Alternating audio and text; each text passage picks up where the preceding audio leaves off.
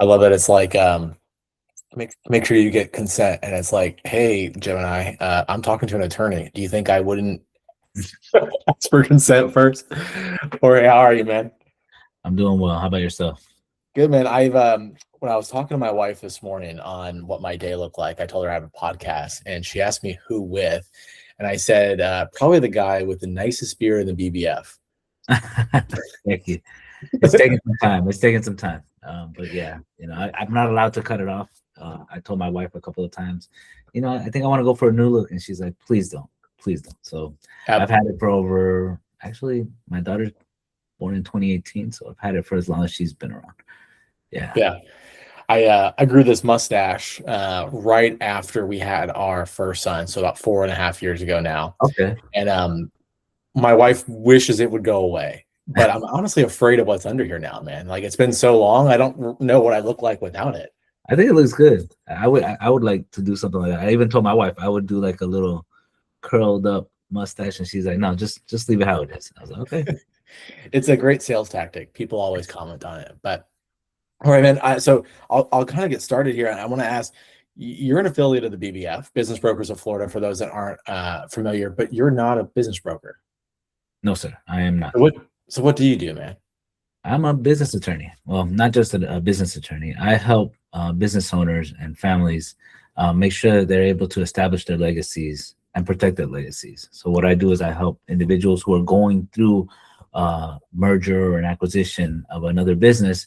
I make sure that they set up their structure correctly, make sure that they protect themselves from liability, ensure that the proper agreements are in place. So I do all the due diligence and work hand in hand with a business broker.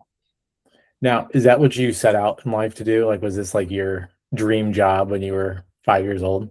Well, 5 years old, if I would say at 5 years old, I would say I wanted to be an astronaut. I believe at that time, I looked up at the moon, I looked up at the stars. I used to watch a lot of movies with astronauts.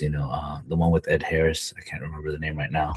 The Right Stuff, Apollo Yeah. 13. Those were my movies. But as I got older, I got really interested in helping people. And when I went into high school, I had the opportunity to go to a magnet school in Miami called Coral Reef. And the magnet that I was a part of was the Legal and Public Affairs Academy. I don't let that trick you. I was not interested in becoming an attorney at that time. What I wanted to do was the criminal justice part of it. I wanted to be a law enforcement officer. And not just any law enforcement officer, it was a federal law enforcement officer. FBI was my goal coming out of high school. So I had an opportunity. I know you asked me when we first set this up to talk about my first job. So I had a small stint at BJ's Wholesale Club for about 60 days. I didn't even get through the probationary period because I had applied for a job with Homeland Security. A couple months into the BJ's position, I got called up and I get the opportunity to work for Homeland Security while I'm attending undergrad for a criminal justice degree. So everything's looking really good. I'm in line to what I want to get to. And as I'm about to graduate with a bachelor's, I have the opportunity of going through different interview processes with the Department of Homeland Security's Customs Border Protection, DEA, and ATF and FBI. So as I'm going through that, it's a very rigorous process. You have to go take various written exams. You also have to keep up with a certain physical regimen where you're responsible every month to submit your report as to how you're doing on a 1.5 mile run, 200-meter sprint, pull-ups, push-ups, the works. So I'm going through this process. I feel pretty good about it. Still working with Homeland Security, still getting an opportunity to see the inner workings of the federal government. So everything's going well. Well, as I graduate and I'm finishing up the application process, I have to do a medical. I'm 20-something years old. I feel pretty good. I don't think there's anything wrong. Well, not so much. I end up finding out I have a color vision deficiency. So what it is there's an Ishihara exam, has like a little disc with dots inside of different colors. You're supposed to make out the numbers or the shapes that are in this circle. So at first, these are like the ones that are on the back of like a cereal box when you're a kid, like very similar, right? Kind of squint your eyes a little bit and you read You got to squint I mean, a person with normal color vision would be able to make that out in 5 seconds. Well, not so much for me. I end up finding out when the nurse is telling me to follow the line inside the circle, I'm going one way. The actual line is going another. So I have a color vision deficiency. Well, that disqualifies me from moving forward in the application process. And now I'm like, wow, what do I do? I have a bachelor's in criminal justice, which is tailored exactly to the field that I'm looking to go into. And I'm fortunate enough that I've been with my wife since high school, since ninth grade. And I look at her and she tells me, hey, words are black and white. The law is gray. Why don't you try taking the LSAT and go to law school? And I'm like, I didn't think of that. So I did that. And long story short, I ended up going to law school. And that's how I became an attorney. Dude, so I gotta ask, when you're a kid and you're looking at the back of the tricks box or the Lucky Charms, you're like, this is just an ugly photo. Like, why would they put this on the cereal box? Yeah, for me, like I saw the world in a different lens and I had no idea. Maybe every now and then when I was in art class, I'd mix up a purple construction paper or a purple color for blue, but I never really I dressed myself. And luckily, I didn't mismatch. And yeah, I've had a color vision deficiency since I was small, and I didn't know. That's wild, man. It's kind of I've done quite a few of these podcasts already. I know this is only this will be number 7. I think it comes out as we're spacing them out, but so many of the entrepreneurs I've been talking to have this moment where their wives or significant other was like, will you just do this instead? Or will you just stop talking about XYZ and do this? Yeah. So you met your wife in high school. Yes, we've been together since 2001. Actually, like about a week before 9/11. Actually, 9/11 was the first time we actually spoke on the phone. We're both sitting on the phone, watching the horrific events on the news. This is a national, international situation, and we got a relationship. We built a relationship since then, and we've been together since then. Was 9/11 one of the things that kind of motivated you to want to go into federal law enforcement, or were you kind of already on the track before then? I'm a military brat, so I guess I always had an interest in serving our country. I had thought about going into the service, but I figured, law enforcement was a more direct way of how I wanted to serve. So maybe 9/11 did have a motivation. Homeland Security was established because of 9/11. Yeah. It was a merger of a bunch of agencies, and now there's a bunch of sub agencies under that. So yeah, I would say potentially it had some factor in it. Yeah. And does your wife work now, or what does she do for work? She actually she was in finance, so she worked for Washington Mutual back in the day before they were bought over by Chase.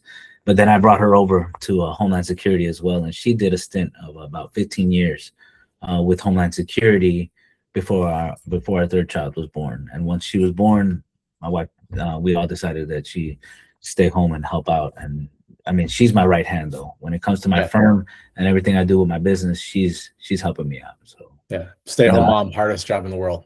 Exactly, stay-at-home mom, but also I call her my director of operations. Yeah, she keeps everything, all the trains moving, right? Oh yeah. I wouldn't be able to do that. So I gotta ask, right? When your first job at BJ's Wholesale, were you like a bagger? Were you collecting shopping carts in the parking lot? Yeah, I mean, I was like a slash, like a slash everything, because I started off as a cashier, but I was always so interested in helping that when the tire department needed assistance in moving tires back and forth, or there was a shortage of carts, I would raise my hand and I'd be the one out there trying to pick up carts in the middle of the rain. But it was a fun experience. Actually, that year we were hit by a number of hurricanes down south, and I mean Katrina came through, and it wasn't as bad as it built up to be to hit New Orleans, but we were out there till we had tropical storm warnings, and we were out there till about 7. So by the time I left that evening, we had electrical, those big bucket trucks, FP&L bucket trucks.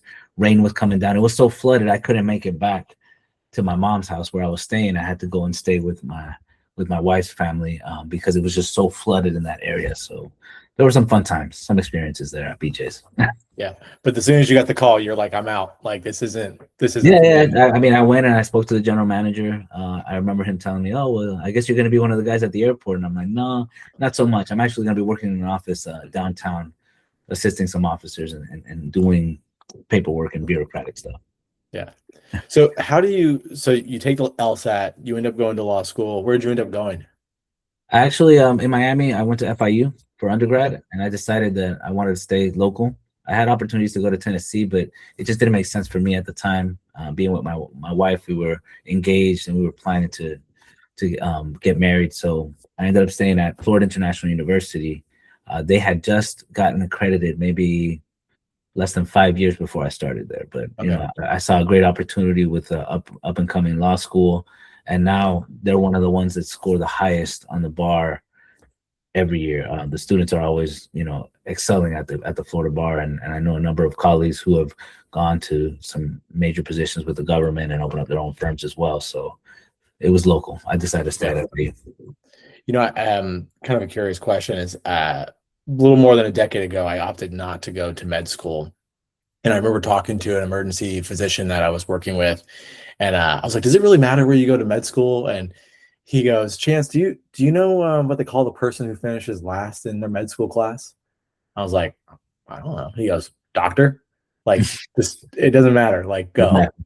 But I feel like with law school, like I feel like there's the connection, there's this camaraderie, there's the network effect, and then of course you want to go to a school that actually helps you pass the bar.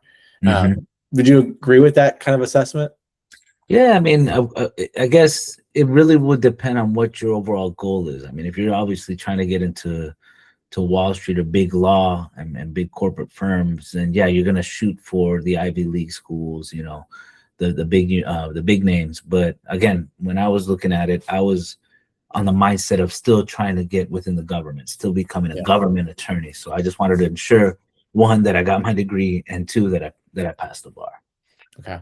So you get out of law school, you pass the bar. What's your first job out of law school? Man, you know, it was a little tight. You know, it was right after the financial crisis. You know, I'm coming out of law school on 2008, 2009. Yeah, around 2000. Well, actually, now we're talking about 2012, 2013. Okay, so a little bit later. But I tried to, like I said, I wanted to be a government attorney, so I tried to apply for different state attorney's offices, both in Miami and Orlando, and it just wasn't working out. Fortunately, I had done an internship, a clerkship with the Orlando Immigration Court. At that point in time, I was clerking with the judges, and I had an opportunity that I really liked one of the judges I worked with, Judge Ortiz, and he was able to swear me in. He decided that, you know, hey, wait a second, I know somebody that I might recommend to you that's actually looking for an attorney, because I'm ready to just put up my shingle, start working. And he's like, wait, before you go that route, you know, my wife was pregnant. We were waiting for our second to be born a couple of months later. So he's like, you know, meet with this guy and see what the opportunity is. So I had an opportunity to work for a small firm that handled immigration matters, the gauntlet of immigration matters. Working with Homeland Security, I had that experience, so I kind of was drawn to it, and I got to do a number of cases ranging from, you know, citizenship, residency, deportation defense, to helping investors open up their businesses and also merge their businesses or transfer their businesses to the United States. And that's kind of like what I fell in love with. I fell in love with helping individuals who are looking to get into the U.S. market, grow their businesses, and that's how I got into doing that. And I decided, you know what, at that point, I wanted to try to do it for myself. So I opened up my own practice in 2015 and been doing it ever since. Nice, man. But you're not in Miami anymore. No. I actually, when I left Miami, I was working for a small firm a couple of years in Orlando. They were not too far from downtown. I moved to Ocoee, which was a smaller place. When I first moved to Ocoee, we didn't have a Publix there. So it's like, it was very new to me. It's like, what is this place? You know, I tell my wife everything's shut down by like 9 o'clock, 8 o'clock, 9 o'clock. I'm used to, you know, places being open, you know, past 12, 24 hours. If I need a cafecito, I would go around the corner and get one. Ocoee was like life-changing or just eye-opening experience. And slowly it started getting better, but it was a really big shift from Miami to Ocoee. My wife, whenever we're traveling anywhere, or you know, just last week we were shooting some content for a friend's business out in Wedgefield, and my wife's question always when we're out there, she goes, "Where's the nearest Publix? Like, where do they get their groceries from?" And I feel like, you know, our business used to be in Oviedo before we sold it, and you know, back we saw photos of back when the business was first opened back in the 90s, and it was just, you know, there was a Popeyes and a Firehouse across the street, and then the building that our shop is in, and like a church, and that was like it. And like now they're talking about like 1,400 apartment units going up and like all this stuff. Wow. And there's like 2 Publixes down the road. And think that's when you know a town's made it, is like when I was just gonna say that. Yeah, once we got a Publix, you knew that things were building up. It's a Publix and a Starbucks. They must yeah. do some really good market studies, because when they see it coming, so they start developing right away. You know, I went through a commercial investment class thing once, and they said one of the first things that they look up is you look for Starbucks locations. Just Google Maps, Starbucks locations, and that's where you kind of draw your circles. And you're like, all right, this is zip codes I'm interested in. Exactly. So that's what kind of happened, is that, we got the Publix eventually, then we got the Starbucks. So I really get it. I see it. So, Jorge, I'm curious because I feel like a lot of folks who go into what I call like a terminal degree, right? So like, getting your JD, right? That's kind of the end of the road, right? There's some other degrees and certifications you can get, but like that's kind of the top. That your med school degree, your pharmacy degree, like that's a terminal degree. It's kind of the end of the road, if you will.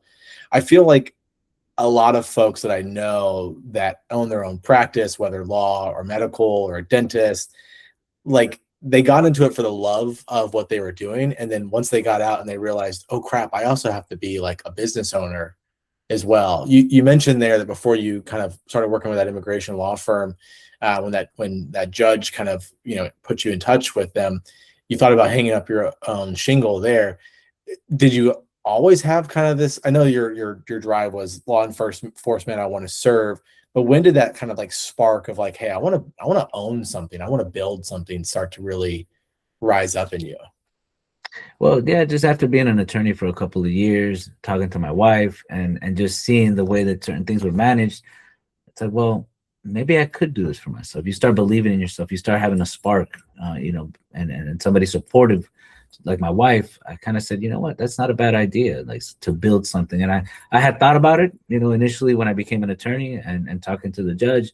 And then I had also mentioned it to my prior employer. I had said, maybe one day I do want to have my own practice. I want to manage my own practice and grow my firm. So there was always something there, and eventually it just took hold, and I said, okay, well, let's do it. Was there a moment where you're like, I just can't do this anymore, I need to be my own boss? Or was it just kind of like, I got to give this a shot, like I at least have to give it a... Yeah, I think it was a mix of both. Where you're seeing, working for someone else, you're building their practice, you're building their dream, but at the same time, you ask yourself, well, is this where I want to be, 5-10 years down the road? What is it? Do I want to build something for myself, or where do I want to be? And that's kind of the position and the crossroads I found myself, before I started my own practice. Were you scared? Oh, for sure. I mean, there's always fear, but I have two boys. I have a son that's in high school, another one that's becoming a teenager, and he's in middle school. So I tell them that you have to face your fears. You have to. I'm trying to teach them as I go, and as I continue to learn, I'm trying to show them that what I've been through, and you have to face your fears. I mean, fears is a motivating factor, but you got to understand it, and then you got to plan, because inaction leads to no results. So I definitely believe in that. Do either of them want to be attorneys? That's a possibility. I mean, my son, he's into patterns. He loves data. He loves finance. He loves the financial aspect of it. So I told him, hey, there may be an opportunity for you to become an attorney that handles more of that area, maybe tax law, maybe finances, maybe something that's in that realm, and maybe we can continue to grow the business if that's what you decide to do. So that's a potential. I see that as a possibility. I've talked to a few second generation, even one who's actually technically a fourth generation family member working in their business, and what I've kind of found, and I'm curious, as from a perspective of a dad, would you have, like, let's say your oldest son's like, yeah, Dad, I'm going to become an attorney, I want to come work in the business. Would you let him, or would you have him go out and get some experience outside of your firm first? That's an interesting point, but I think just like with any other business, there's enough work here. I think that he can get it, if he chooses that he wants to try somewhere else, yeah, go ahead and try it. But I think here we can continue to build something. It's just like any other business that has opened up, and the families continue, or generation and generation just continue to learn that and make it better, just with new systems that are coming out with AI and the technologies we have nowadays. I think that you can get that experience while working for the family business, and then also learn these new technologies, learn these new methods that can make the business better and continue to thrive or continue to grow. So I think it's a possibility that he can do both, or he could just stay on with me if that's what he wants to do. So, Jorge, I want to go back to, you mentioned kind of the fear that comes with owning a business and doing things. I'm curious, like those first few days, first few months of hanging up your shingle and doing your own thing. I'm imagining that business probably wasn't just pouring in the beginning, or maybe it was. No, I mean, you're right. It did take some time. You're starting from scratch. One of the opportunities that I found myself is that, I had prior clients, and unfortunately the Florida bar indicates or lets people know that the clients are the ones who choose who to go with. So there's really no non-competes when it comes to attorneys. The client has the right to choose. And I did have some individuals that came with me, and I think that that's what helped set up the foundation for my business, is that word of mouth, that people who already had a relationship with me, and relationships are very important. That helped grow the business. But yeah, it wasn't, we didn't take right off. It took some time, but I think that foundation helped set up those building blocks for me to be able to grow the business. Yeah. How did you manage that fear in the beginning?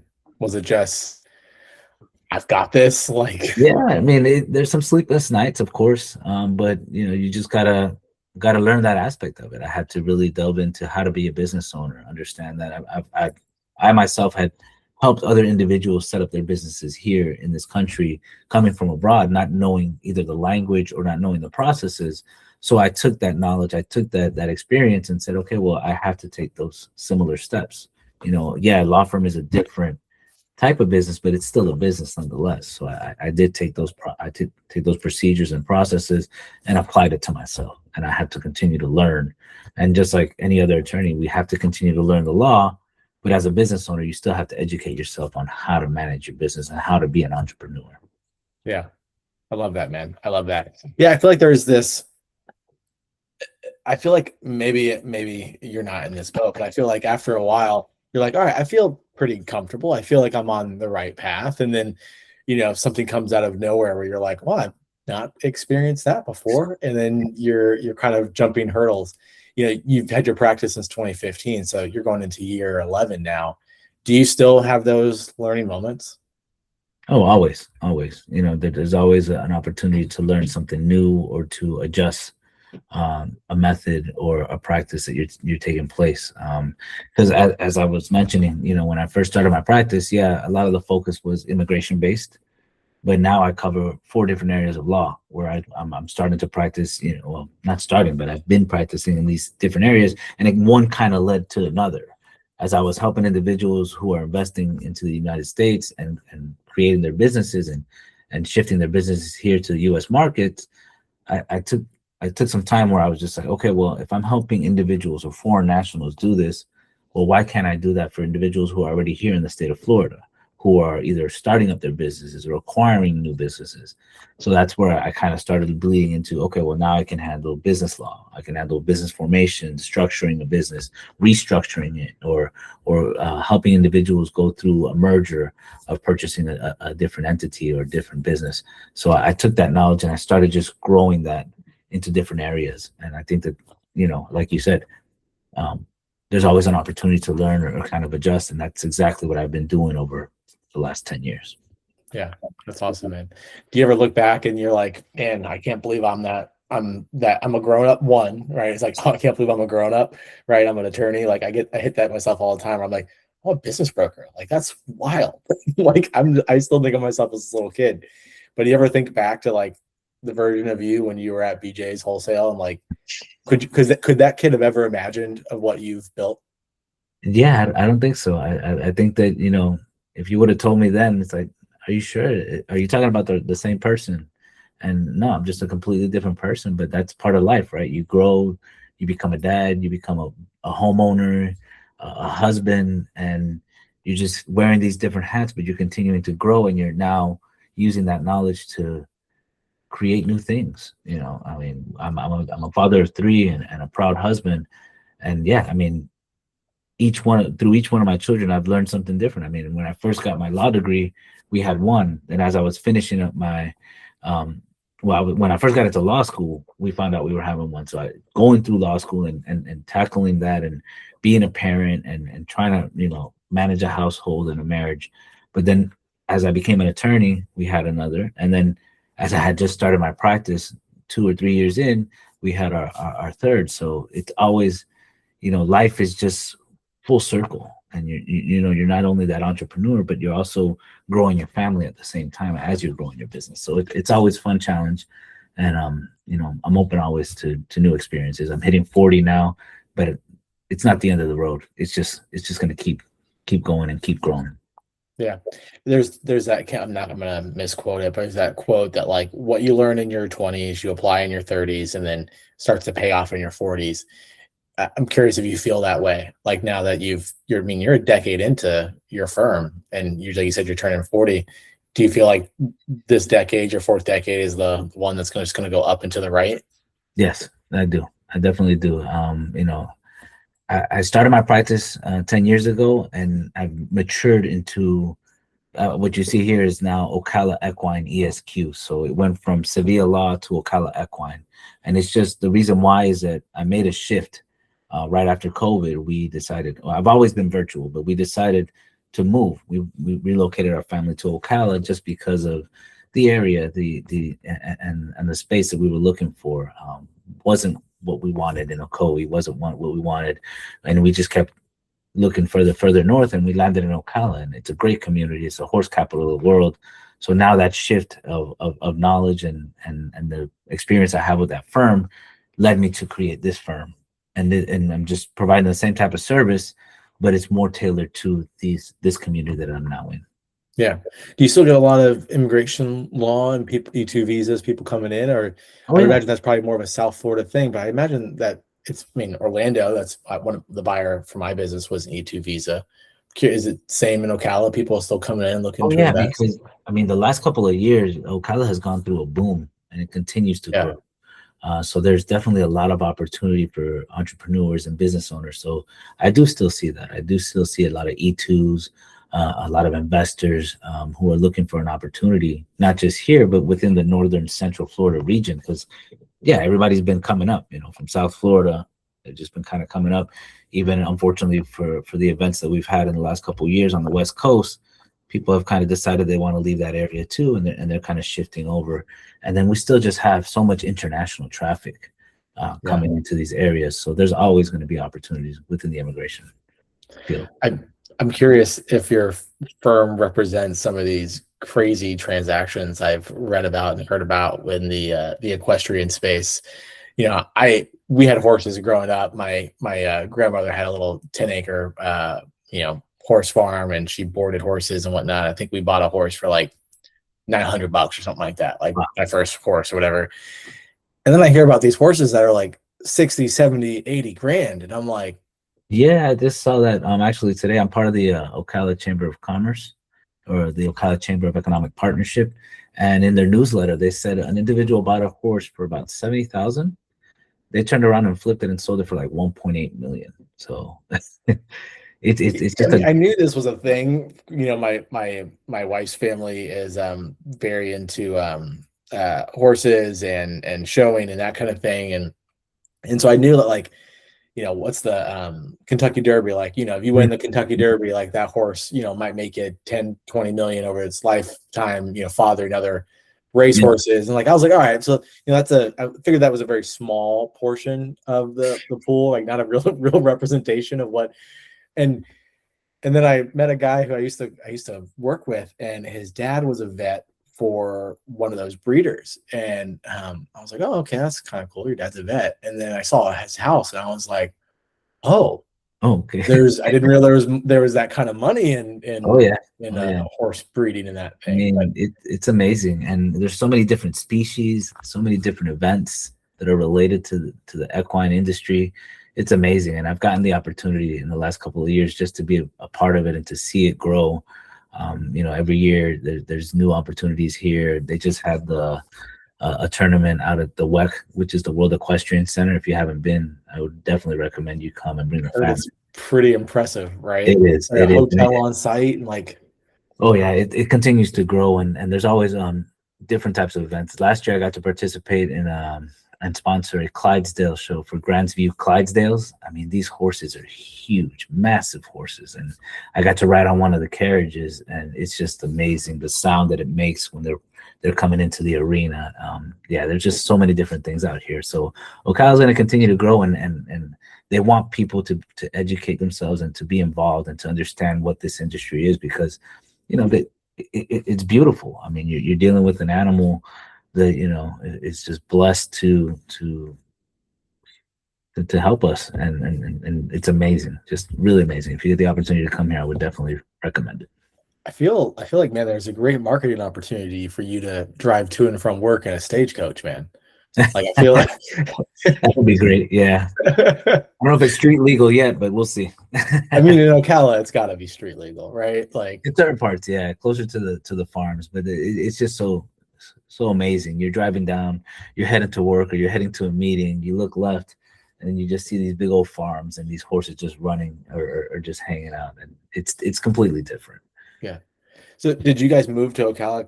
You said more space, right? Obviously, Orlando's been growing like crazy. I mean, even 10 years ago, it was still getting crazy. Now you see like Claremont and Sanford's growing ridiculously. Was it to move out and get property? Was that the plan, just to create some more space for the family? No, I mean, it's just an opportunity. I mean, we were looking for a bigger home for the family. It was 3 of us now, well, 5 of us at that point, and we were looking for places near Winter Garden or Windermere in that area, and it's just either the newer builds were too close together, very choked up, or you had to purchase an older home and put a lot of money into renovations. So we kind of slowly made our way. We looked in Claremont, we were looking in Howie in the Hills, and we kind of just made our way up and landed in Ocala, and we're like, okay, well, this is a nice spot. And coming 4 years ago, it's not what it is now, and it's just continuing to boom. So we enjoy it. It's peaceful. It's quiet. There's a lot of opportunities. We live close to Silver Springs. We've done the glass bottom boat tours here, and it's just really good for a family. Yeah, I went there a ton growing up. My family's in Inverness, so okay. We went there a ton growing up as a kid. Back when they had the concerts, and I remember sitting this far away from Lee Greenwood when he played at the little band shell there. Like, wow, what a different time. But so I'd love to ask you, obviously you got that spark, that little bit of a fire in you, and you're like, I'm gonna go out and do my own thing. What kind of advice would you give to that young attorney who's maybe working in a practice, maybe they're clerking for someone, and they're just not sure if they're meant to be an entrepreneur, if they're meant to have their own practice? What advice would you give, that young attorney on, should they take that chance? Should they put that bet on the table? Yeah, I mean, I said you got to believe in yourself. Nobody's gonna believe in you more than you. If you believe in yourself, if you're confident, and you build that confidence, and by practice, by being consistent, by taking that chance, by taking that opportunity to say, hey, I'm going to learn this. Take that opportunity, because you're just expanding your knowledge, you're building up your confidence, and at a certain point, you got to take the leap. Like I said, there's going to be fear, there might be even doubt at times, but you got to believe in yourself. And even if you feel like, oh, well, maybe it's not up for me. Like, no, it is. Look in yourself. I mean, you've made it this far. You've gone through law school. You've gone through LSATs. You've gone through the bar. What's another challenge? Just, put your head down, learn something new, and be willing to take that charge. Yeah. Do you think there's folks out there who maybe they're better set being that jet fuel or operator for someone who owns their own practice versus doing their own thing? I mean, yeah, it's not for everybody. Being an entrepreneur, I mean, I'm sure you know it as well. Being an entrepreneur is not for everybody. There may be some individuals that say, you know what, I'm okay where I'm at, and that's fine. But if you have that, if that thought comes to your mind, it's for a reason. Look into it, feed it, learn it, and just don't hold yourself back, because the longer you take to make that decision, you're just holding yourself back, and I don't think you should. Yeah, If you have that desire and if you have that thought, it's for a reason. If yeah. not, then you know there's a role for everybody in this world to play. Yeah, I had a great conversation with John King. He's an EOS implementator, and I was asking him, is it risky to go out on your own? And his thoughts were, yeah, it's a little risky in the beginning, but if you're working for someone, then technically you really only have one client. Now, the law is unique, like to your point earlier, that a client can choose which attorney they work with, but his argument was that if you have a boss, then you really have only one person you're trying to please. Whereas if you have your own practice, he's a business coach, and you've got 30 clients, well, you've got 30, right, bosses, if you will. So if you lose one, it's not the end of the world. But if your boss doesn't like you, you might be without a job. So I feel like there's this idea of risk and fear of going out on your own. And it might be riskier in the beginning, but once you've laid that foundation, I'm sure you feel way more comfortable now in life, even with inflation and other things that might be going on, because you have a full practice that you've built and you're not just serving one client. Not to speak for you, but No, and that's right. At the end of the day, the potential is there. But you're not gonna see that unless you take that risk, unless you take that chance. And yeah, at first it was very hard, trying to find clients and trying to build that steady stream of income. But let your work speak for you, and that's what I've learned in this journey, is that I know the level of service I provide, the way that I communicate with my clients, and the way that I handle them. That somebody else may not. There may be very few people that do that. So that's the level of service that I'm providing to them, and they understand that, and they're willing to pay for it. And yeah, the potential is exponential. It's grown to limits that I didn't really imagine when I first started this practice. Yeah. How do you not take your foot off the gas once you're successful? Like once you got successful and you built this practice, how do you keep yourself from taking the foot off the gas? Is it just something innate inside of you, or is it something you have to remind yourself of?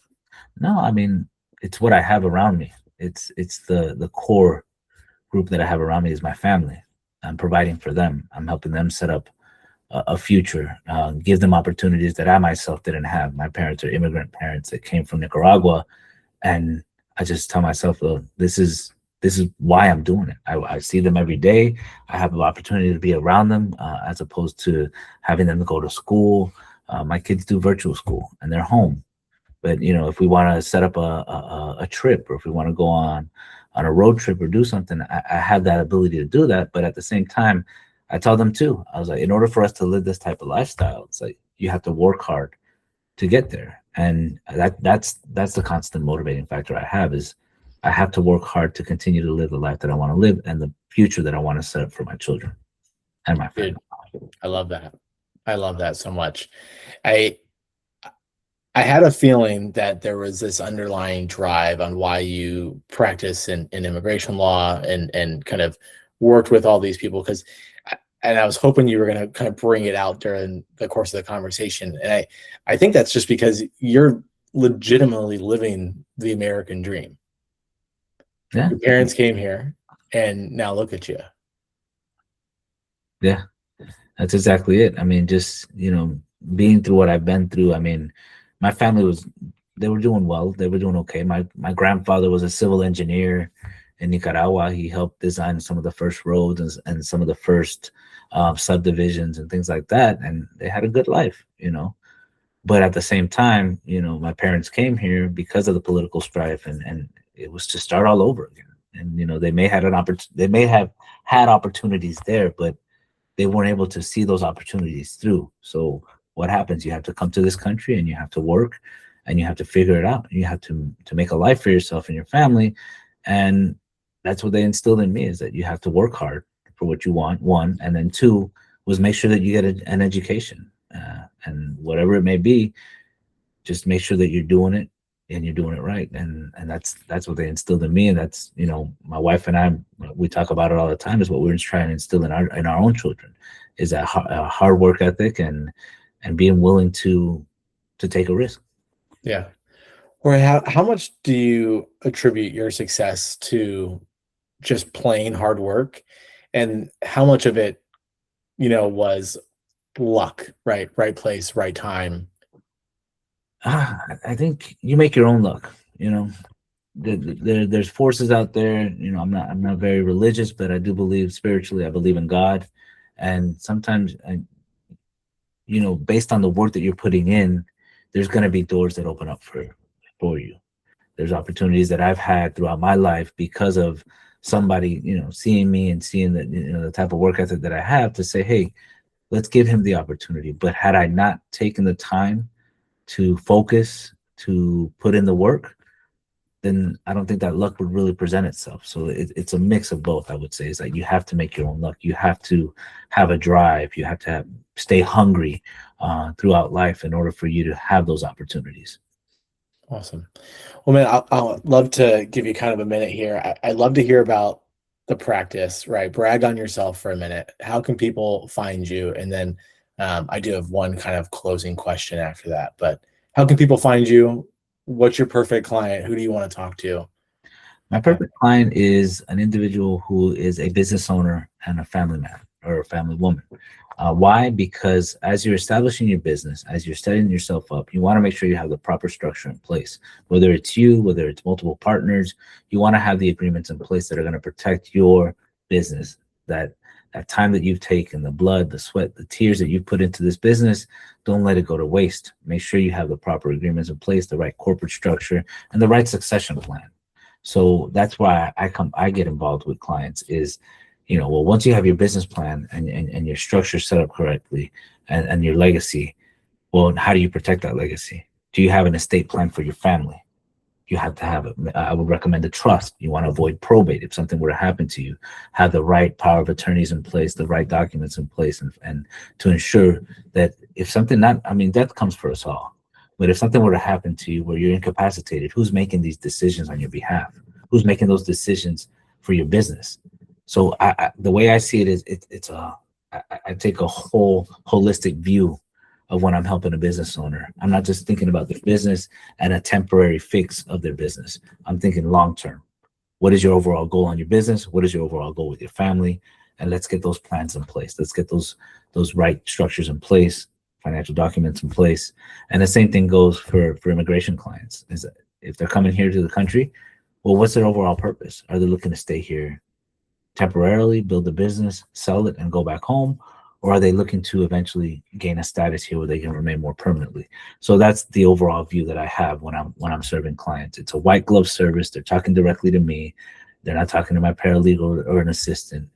They're having direct access to me, because I know as a business owner, your phone doesn't just go off at 5 o'clock. You have questions, you have issues. I'll be there for you. I'll be there for you even after hours if need be. So that's the type of service and the level of service that I provide to my clients. Yeah, right before we started recording, I was telling you about the listing we had go live on Friday morning, and all weekend it was phone calls. And I always try and think about it. And the reason I became a business broker, I think I may have mentioned this to you when we first met, was I didn't have a great experience with the first business broker I worked with. And thankfully, the second one, who actually sold my business, ended up becoming my boss, if you will, at Fitzgibbon Alexander. And it's that thing where I'm sure you feel the same way, but when I'm working with a business owner, like, it's probably the first time they've ever sold a business, most likely. And they could have owned it for 50 years, and it's like another child to them. Or on the buyer side, you're talking about very serious money and personal commitments, sometimes with an SBA loan, that they come after everything else, right? It's a personal guarantee. So I'm sure you feel the same way as an attorney, but like, it's not just a transaction. There's a personal piece to this. Someone's staking their future on an E2 visa and coming here and buying a business. Oh, yeah. And they're leaving their family and friends at home for this potential new future.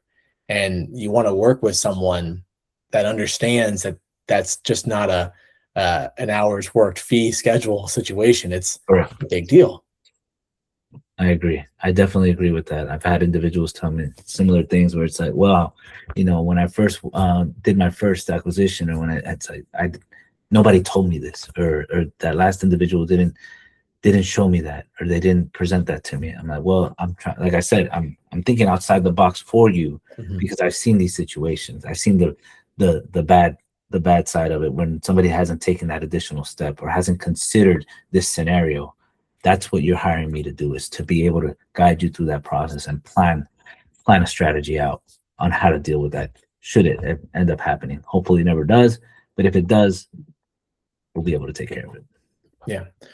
All right, last question for you, man, as we kind of wrap up here. But I always ask people for any recommendations they have on books, podcasts, other areas that they could learn and better themselves. Do you have any recommendations, favorite books, favorite podcasts, movies? I know you said you want to be an astronaut. Well, recently I've been listening to Diary of a CEO podcast on Spotify. You know, it's just dealing with the whole gauntlet of issues. You have people that, you know, Matthew McConaughey was on there, Tony Robbins, I believe. And then they're just talking about current events. What should you personally plan out, you know, depending on what's going on with AI, you know, how do you handle that as a business owner and as a personally on a personal end, you know, those are different things that I like to stay on top of. You know, I listen to the news. Right now I'm reading the 12 Rules of Life. I can't remember the author off the top of my head, but that's one of the books I'm reading right now. And it's just trying to stay informed. You know, there's always so many things going on and you can't be on top of everything, but I would just recommend staying informed as much as you can and continue to grow, continue to set goals for yourself personally. I would recommend, you know, as I've gone through life, I've played different sports and I've done different workouts and different things. So I would take care of yourself. You know, I started doing yoga a lot more in my 30s, and I want to continue doing something like that. Meditating is also something good that, you know, it helps the body, it helps the mind, clear yourself. So those are things that I would definitely recommend. Is don't forget about yourself. You know, in a world where we're so connected to TV, media, computers, phones, sometimes it's good to just disconnect, take that walk, or, you know, take that time to go work out and find something that you like to do. So that's definitely something I would recommend. After you listen to this podcast, of course. After this. All right. I mean, I appreciate your time today, man. Been looking forward to this one because I wanted to hear your story and talk through kind of who you are as a person. Because a lot of people go to these networking events like you and I met, and they come in, they sit down, have a cup of coffee, a drink, and then they're out. And you know, the people you want to actually work with are the ones that are willing to put themselves out there and walk around a room and shake a hand and give a business card and tell you why you should work with them. So I appreciate that about you, because I think we connected on that level there. So definitely, man, I appreciate your time. Thank you for coming on the pod. I hope to have you back in the future. And when you're in Orlando or I'm at the Equestrian Center, we're gonna have to get together, man. For sure. I definitely agree. Thanks again, Chance, for the time, and you have a great rest of your day. Okay, man.